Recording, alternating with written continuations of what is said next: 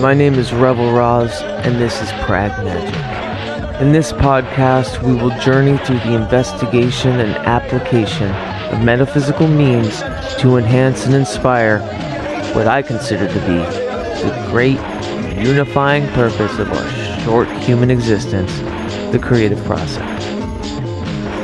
Whether it's the macrocosm of reveling in our days spent under this big, bright, dying star and hopes of evolution into masterful works of experiential art, or the macrocosm of regurgitating the universe through our unique, mutated consciousness in the form of art and ideas. You see, magic is that cosmic call and response, the creator divining the mundane to create the mundane divine.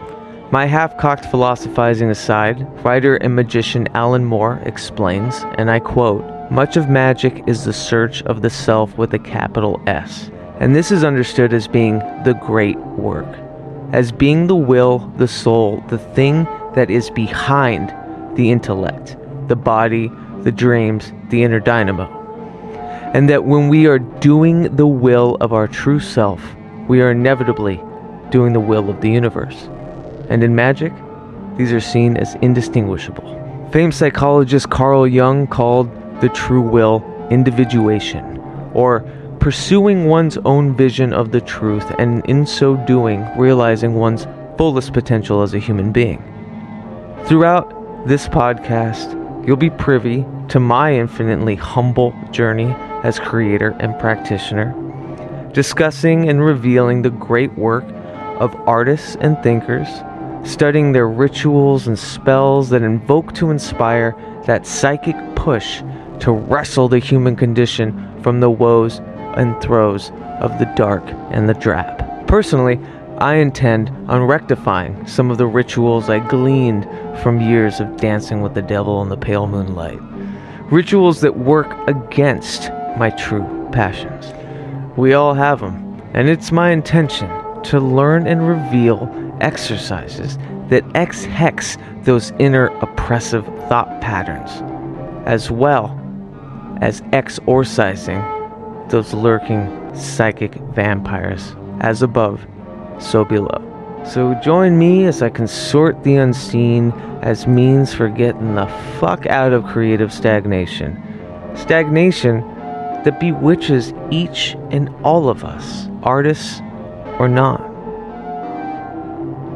So slither hither, weirdos and witches, and let us begin.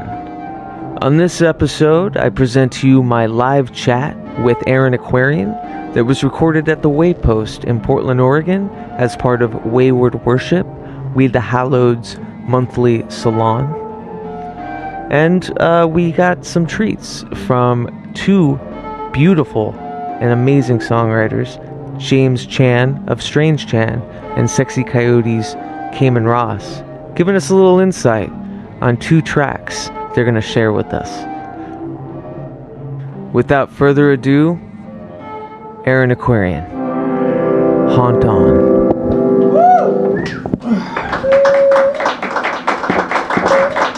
When did you start realizing that there were things outside this corporal reality? Well, I was really, by the last interview, I really enjoyed listening to y'all talk. And I was like, oh, he's going to ask me that. And I was thinking about, like, my experience growing up, which was just trauma. Word. So me too. I didn't, like, I was just in that, kind of. And well, isn't that like how you kind of transcend that, though? Yeah, totally. Yeah. But, like, I experienced a lot of family members dying suddenly, like when I was between 9 and 12, like, all but 2 members of my immediate family died. And it was like my grandparents died, my dad died, my aunt died, and so I was raised Catholic, and I knew that wasn't for me, you know, like, I knew that something just spoke to you about going outside of that. Yeah, but I think that kind of when I think about what happened to me and what happened to my spirit and my consciousness and my like intuition and awareness of like the things that I'm tuned into now, like I think that it was shut down. Like my experience was that like my spirit kind of died, or my soul kind of got trapped outside space and time, you know, like that. Or like your entire, like, or was it like a fraction? Like parts of it. Yeah. Yeah. But like an intense fraction, almost a foundational. Just and experiencing like really disassociated, you know, like humanness and being in survival mode, you know, like I didn't think about, you know, because I was raised Catholic, I thought about God and, you know, praying and the things that I was supposed to do. You feared God, you mean? Did I fear God? I don't know if I ever really believed in what I was taught to believe in. So there was something inherent. Yeah. Like, yeah. I feel that about myself too. There was, whether for good or bad, there was like an inherent rebellion, and it went kind of across platform. When did you start to realize that it wasn't just kind of acting out, but it was like something was actually singing to you? I think that I had a big shift. It wasn't until like my mid-20s probably. I think it would come and go. But I was a very rebellious child. Like my earliest memories were like, fuck this planet, you know? And like my favorite movie, like I was born in the 80s, and my favorite movie as a child was Disney's Robin Hood, Fuck you know? yeah. And like all of my friends were like, exactly. It's like all of my friends were like into like Snow White and The Little Mermaid, and I was the like anti-hero. I was like rob from the rich to feed the poor. Like fuck yeah. Like, I felt that. Like that is like my jam. And I'm an Aquarius, so I always kind of saw the world and saw suffering and injustice and was like, what's going on here? Like why is this reality? This doesn't make any sense to me. And that wasn't exactly what you were asking, but that was kind of like my consciousness growing up was on suffering, you know, the suffering of others and the suffering that I experienced in the family that I grew up with. Yeah. And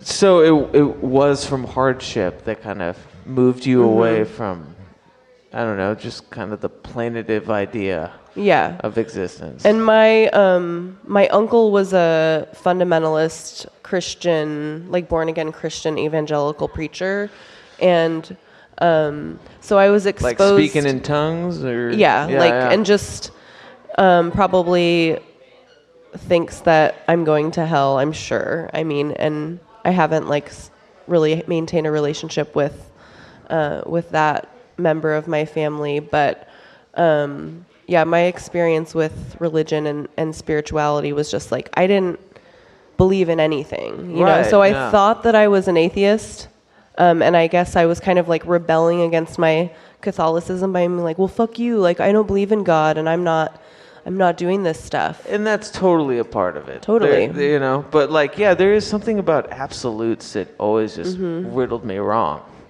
Like, who the fuck do you think you are to know, you know, with a capital K?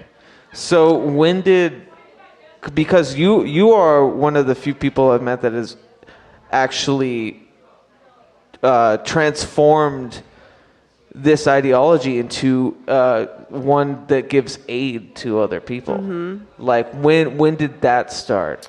Well, I knew like that I was put on this planet to help others, you know, like I think I knew that from like my earliest memories were of wanting to just like help like fix this place and make it better. And when I was younger, like trying to figure out what to go to school for before I dropped out of school, I was like, well, maybe I'll be a social worker. Maybe I'll, you know, like I saw myself in this field of like public service. Right. And Selflessness. but because of like how I grew up, like I was just kind of like stuck in this fucked up, unhealthy place for like a long time, like until my like mid-20s, and then around the time that I moved to Portal Land, as I call it. Oh yeah.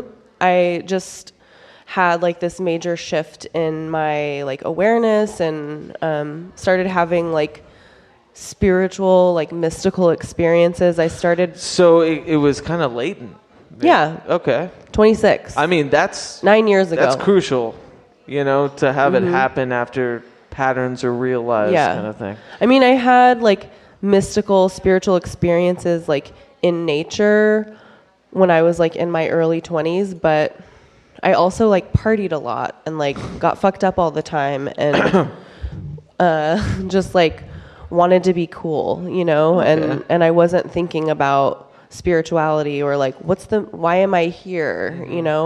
I was just thinking about like how am I going to be cool, and what drew you to tarot? Like what was that? Well, tarot, like I happened to get a tarot reading from a friend when I first moved here, and I had never had a tarot reading. I like grew up watching TV like in the 80s and 90s like everyone else, and saw Psychic Friends Network commercials. Oh, yeah. And the movie Teen Witch like came on TV, and I was obsessed with it, but it was never like, oh, like maybe I should get into that. How did it change? Yeah. Well, I think that I moved here and started to wake up to like what healing means, and to start to like I just started thinking about like my own healing all the time, and like how I need to like I really need to like heal my life and deal with my issues, and I need to be the one that's going to change my life, because I think how I grew up, it was like when you don't have parents who like take care of you and protect you and like give you any tools to like navigate the world with, it can create this like stunted, like you're just like waiting for someone to come and do that for you. Yeah. So as an adult, 26 years old, I'm well into adulthood, and I'm still kind of waiting for someone to come into my life and be like, hey, you really need to learn how to cook eggs so you can eat breakfast. Right. There like is the most basic things like I didn't know how to do, and I still struggle with the most basic things. But I think also like I have a really strong intuitive channel. I think I have a really strong spirit guide presence around me, and they tell me what to do, and they've always told me what to do even before I knew that that's what was happening. And now that like that channel is open and clearer and constantly getting clearer, like I understand and what was happening all along, was that I had to go through like my own like weird path to get where I am now, because that allows me to be of service. But that's like that is like a total 180 as far as like a paradigm. Yeah, it was a big paradigm shift for sure. So was there like a specific moment? Was it? I remember like moving to Portland and taking long walks with my dog and like crying and being alone, and I think that I started channeling at that point. Like I would like channel messages or like, thank you, my savior, coffee messiah. Thanks, Johannes. I would just like, and I call them downloads, like I would just get like a bunch of instruction, and like mantras, like these mantras, and I understood that I had a really like negative, pessimistic view on life, and that I needed to change that if anything was going to get better. And that was like a learned pattern, that pessimistic view. And just I think so in a sense, you became the ultimate rebel. Like you went against your learned, prescribed patterns. I guess so, yeah. And you even went against like how you saw normal, or you know what I mean? Well, yeah, like it was like growing up and like getting into like punk culture and queer culture and like just any kind of rebellion, and then just like rebelling against the status quo. But then it's interesting, like my observation of how you just like recreate abuse in the whatever subculture. You're rebelling against the dominant culture that abuses you, and you're abusing yourself, you know, by so in my Right, it feeds. It's a Ouroboros. Yeah. yeah. There's a lot to unpack there. Like you hit a lot of things. Who, just a sidetrack, or not, because this is a really fascinating subject. Who are these familiars? These beings that you're describing? Who are the beings? Yeah. They're like nameless, faceless presences. So like a lot of do they have like singular like characteristics? Are they almost like, you know, kind of saint based? They're very abstract. Like, Okay. and I think that like I was in a mystery school, a magic school for 4.5 years, and so I've like witnessed and observed a lot of how different people channel like very specific beings or like very specific messages. And I noticed that what I would pick up intuitively was very abstract, very vague, very, you know, like I came to just feel like, oh, like I'm on some kind of consciousness frequency. Like that's the guidance that I'm tuning into. And it's also, for me, feels like a very like higher self, you know, like super self. guidance that's letting me know when like my thoughts and behaviors like are not in alignment with, you know, like that higher So self. you've over time gained communion with these beings. What I'm wondering is it like, I don't know, saints in the way that they all have a different purpose? Like, can you discern them? Like, what? I don't really discern. Like to me, it feels like an omnipresent, like Okay. singularity.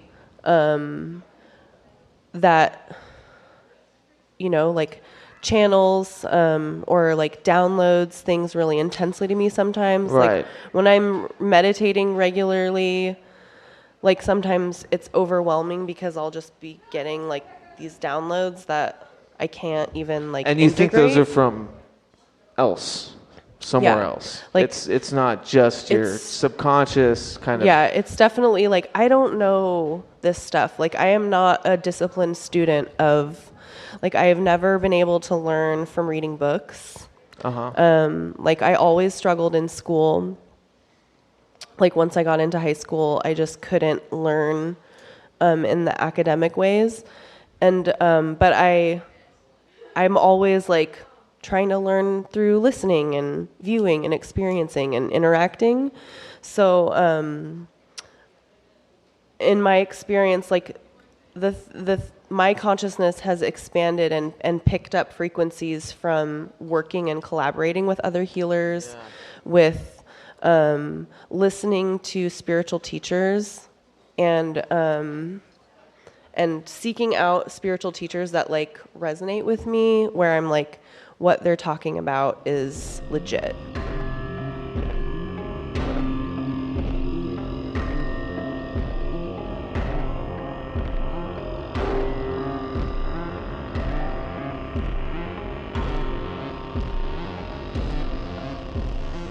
The song Visceral actually began as a cover of a Bo Diddley song called Mona that I was trying to recreate electronically for my own amusement, and it turned out pretty cool. So I saved it and sort of got put on hold for a couple years until I met my producer, Riley Gear, and I presented it to him, and he really liked it. But he suggested that I write my own lyrics for it because he said it didn't sound like a Bo Diddley song, and that it should be its own thing. So I went back to the drawing board and came up with some lyrics that I wanted it to complement the feel of the song.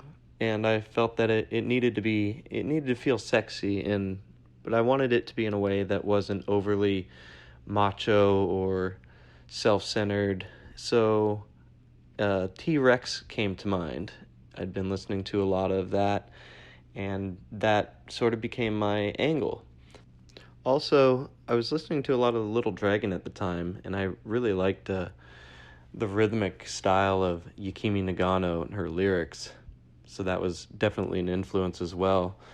So I brought it back in, and we recorded some vocals, and I tried some stuff I hadn't done before, like with the high falsetto doubled up with the octave down, like the Mark Bolan style, and it turned into something really cool and unexpected.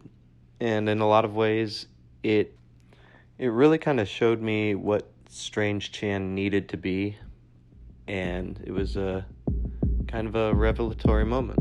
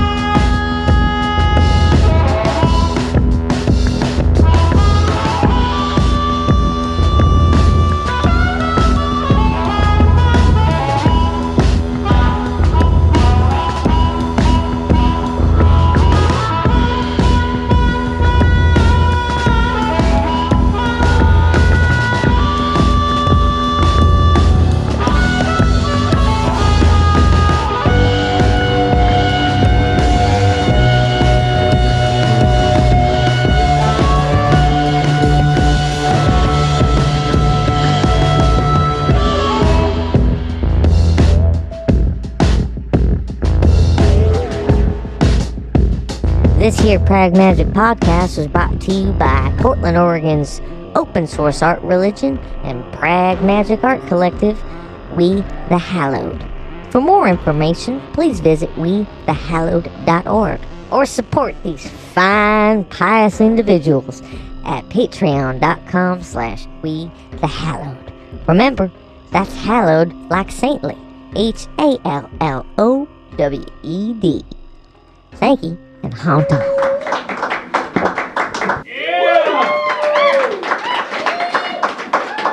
I know for you specifically, as someone that is a healer, like how does one discern between kind of a charlatan and someone that is actually looking to help you through something?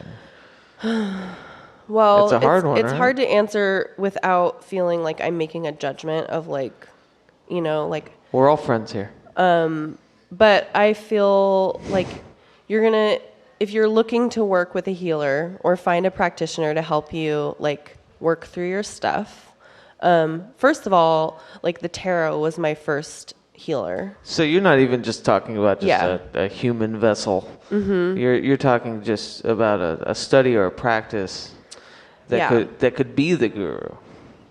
Prayer can be your healer. Right, right. Any meditation practice can be a healer.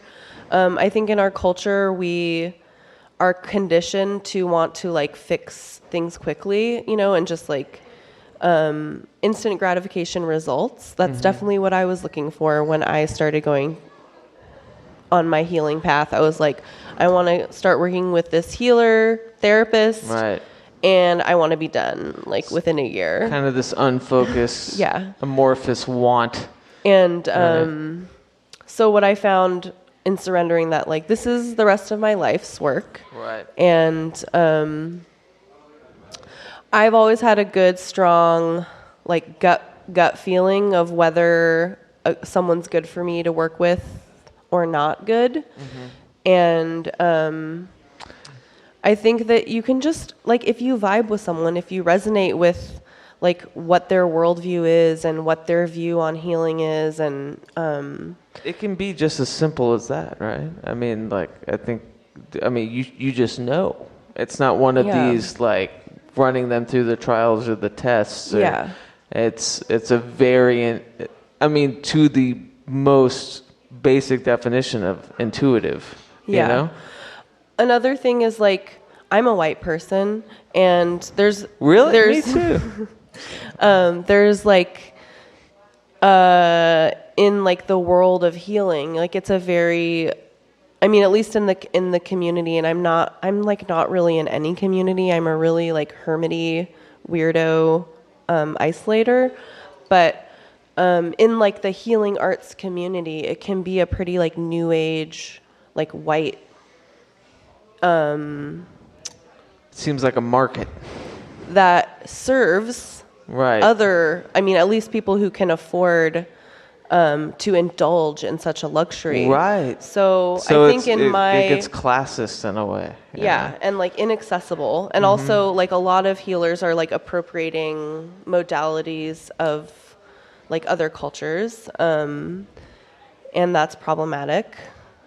And so I think part of my path, like as a healer, was knowing that at some point that was going to have to align with my my race politics and my like worldview, like wanting to be like working to like be on the side of dismantling oppression and and you have to be socially conscious whilst being, in tune with a personal with somebody else. And you have to like heal your own shit, but then not stay in a bubble where you're like unaware of like the trauma and things that other people are experiencing. Is that true though? Is that like you can only be a healer if you yourself are healed?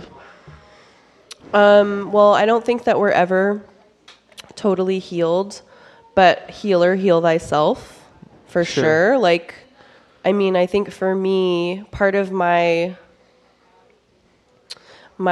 journey, like, to becoming a healer is my own healing, learning how to do that for myself, and then trying to just teach other people how I did it, Right. rather than being like, I'm your healer, like being like, well, here's what the tarot taught me, and here's what like this energy worker taught me, and here's so you what are taking like a cornucopia of like ideas and, mixing it all together Right. and just trying to like share that with others, but as also being freely as conscious of possible. an appropriation. Yeah. Right?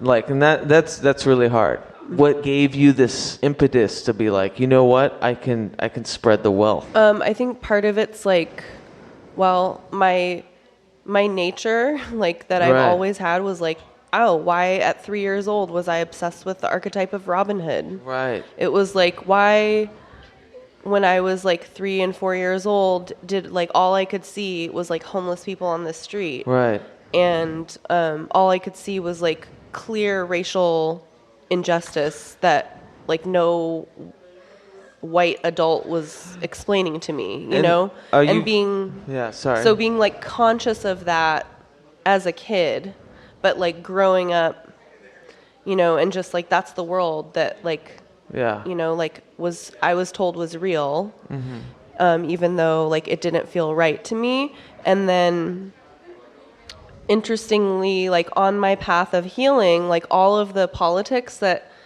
like I cared about, that I was passionate about, like in my youth or like in my teens and 20s when and your rock and roll years? yeah, like in my like punk, Right. like teenage politics, like has found a way to like integrate into my style as a reader and my, I guess, manifesto as a healer, like really wanting to do accessible service. Like being a tarot reader has like brought more like magical connection and meaning to my life than anything like I could ever imagine. It sings to you, and you sing with it. It's like Yeah. my, and I never, like when I started doing readings, I was never like, oh, this is what I want to do with my life. Right. And I never, growing up was like, I want to be a blank when I grow up. I just didn't know. I want to be I a was blank just when like I grow up. floating in space, like Yeah. trying to survive. So, like my deck that, I have a lot of decks. I collect vintage decks, and I collect some newer decks too, just to in the classes where like I like to show people like what a variety there is, and I love the Rider-Waite-Smith deck, of course, like, and I have so much gratitude for it. Is that where people looking into studying should go? Because like every book ever is written about the I think that Rider-Waite. the Rider-Waite-Smith is a really good deck for beginners, and it's Yeah. just like you have to look at it and accept that it's like a Eurocentric art, Right. like old-fashioned, gendered, Yeah. archetypal imagery, and like that's okay. Like I kind of like have created this separation between like the civilization and culture that we know, that we've all experienced, like the oppressive nature of this reality, but the cards themselves, they have to do with archetypes that like don't really have anything to do with our human issues, Yeah. Yeah, there's So- some hard ones that kind of transfer over into many decks. There's also like a delineation between,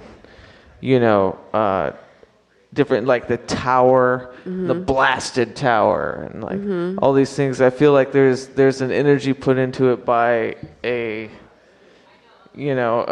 collective conscious that is looking for their own kind of divining card, and I think that's beautiful. I think I would love to be a part of inventing a deck of tarot, but that said, you have to be. I feel like you have to be very. You have to give it credence in the way that it's set up. And what I wanted to segue into is like, how do you feel about what this generation or like this new renaissance of like a culture of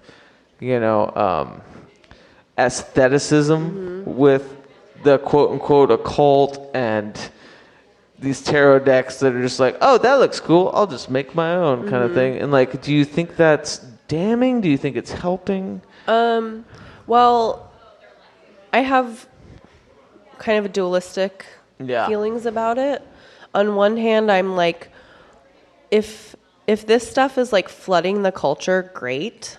I detest like the commodification of spirituality and witchcraft, and I'm not into people selling people stuff. Like, that's like, I kind of see, and this is also like when I say like, oh, like they tell me, or like the spirits or my guidance or whatever, the channel that like guides me and tells me what to do is like, yeah, you're not here to make stuff for people to buy. Right. You know, like you're here to do a service, which is hard, in a sense, because I can only see one person at a time, and like I can see someone for like 3 hours, you know, and like not even scratch the surface. Right. And also like someone has to pay me to do their own work, right. You know? So like a candle, a fucking charm, like that stuff isn't doing your healing work. It's not doing your shadow work. And my experience in my early days of the healing journey, where it's like every day off, I wanted to go spend my tips at Ed's House of Gems and buy new crystals. Right. You know, like I still want to buy like new tarot decks, and I kind of, you know, I don't like buy like every tarot deck that's out there, but I do. They're important for me to have for How do you discern between them? Like, how do you know when one is just kind of a foo-foo way for? You know? I just look at like, does the artwork resonate with me? I'm happy that like that tarot seems to be a way for working artists to support themselves. It's a cool project for a lot of working artists. But there are some that really speak to it and do it. Like, how does one, you know, like discern the difference if they're sitting in front of you? You know? Well, I like to teach the Rider-Waite, or, you know, a classic like deck that, you know, like people can look at the images on that poster over there and maybe get some information, you know, like maybe like right away be able to relate to the picture. Immediately, it reminded me of the Loteria. Yeah. Whereas like if it's like an abstract, you know, like I'm not like criticizing anyone's work at all, but just and some people really do channel more from the abstract imagery, but for me and like my experience as a reader, learning to like trust my intuition and let it kind of talk, you know, it was learning from the Rider-Waite and using the Morgan Greer, and also like I made up a lot of my own meanings, you know, like I think that's what it is. It's not about the deck, right? It's about the reader, right? Or both. Yeah. I mean, I guess a little bit of both. Like a lot of like messages that like I channel from specific cards that are different from what I hear other readers that channel something different, but it doesn't matter because we've all had different human experiences, right? So I think that to me, like the tarot is like an interactive mirror that it like reflects something different every time you look at it. Like there's details on the cards that I'm like, was that there the last time I looked at it? Yeah. I don't know. It's magical. And there's details that have been pointed out to me that I've never seen before because my eye doesn't see like the minutia. My eyes sees like the big, broad, it is all picture. Very intentful. Like every design. You know? Well, I guess that would be how you know. You know. And if it's like, what's the most helpful thing? Right. You know, so I guess part of your question. So does it? Sorry to interrupt, but like, does it? Do you need to know the question? Do you need to know the issue before getting the reading, or are you just kind of is it better when you just kind of do it blind? My style as a reader kind of evolved out of doing like doing a regular event that was like a weekly, where sometimes like 9 people would show up like in a night, and I would have to do like short readings, and I knew that I wanted to do a really effective reading in a short amount of time. So I learned to kind of create the reading, you know, like I learned to kind of like, it's not a space for someone, especially when I'm doing events, like where I've got 15 minutes, you know, Right. I can't Whoops. like be like, so what do you want to talk about? Right. Because like 15 minutes will go by. Right. So often people just want to be listened to and witnessed. But that's not really, like, that's part of my job as a reader.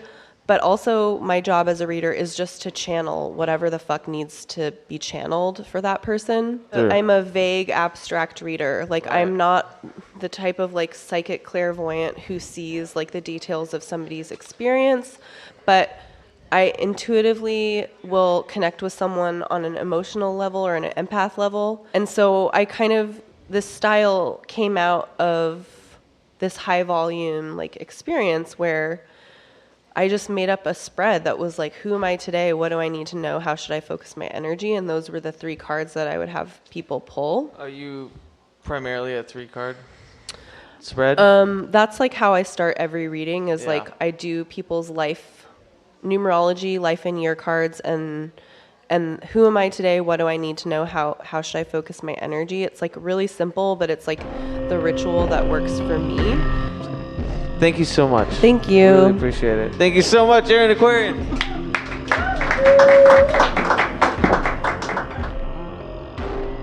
Progression for Never is the first thing I wrote on guitar that really felt sincere. And I originally set it to lyrics expressing my feelings towards a complicated friendship. But as the years went by, I started to hear the song in the back of my head anytime I felt an emotion unplaceable, especially related to feeling like I was being watched, hearing voices, and simultaneously totally in control. Been running away from the end. For how long I always forget. I hear the dogs howl. The same who's gonna save you now, and they never give me no rest. Yelling angel, we tell no lies, you're going down when you die. There is no debt I'll accept. Will you run it away? When the devil's men come to collect, will you run it away? Hear them calling now, the same way you gotta run to now. They never give me no rest, will you run it away? Yelling angel, we tell no